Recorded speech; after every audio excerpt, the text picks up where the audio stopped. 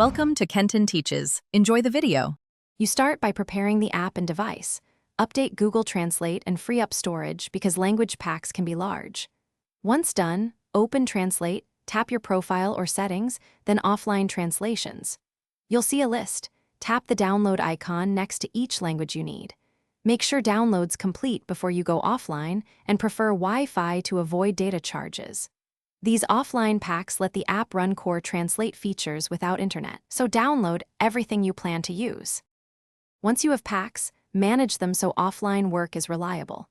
You should prioritize the top 2-3 languages to conserve space and check each pack's MB size before downloading. Make sure auto update is enabled if you expect intermittent Wi-Fi, otherwise manually update when convenient. Note that text and conversation usually work offline, but camera or handwriting may have limitations depending on the pack.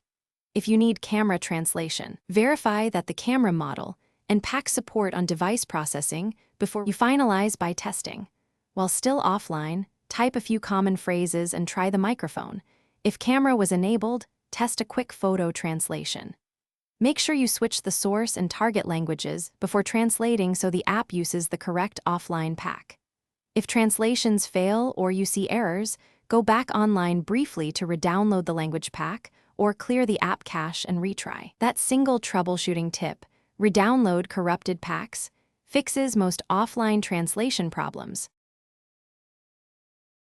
Thanks for watching. Please subscribe if this video was helpful.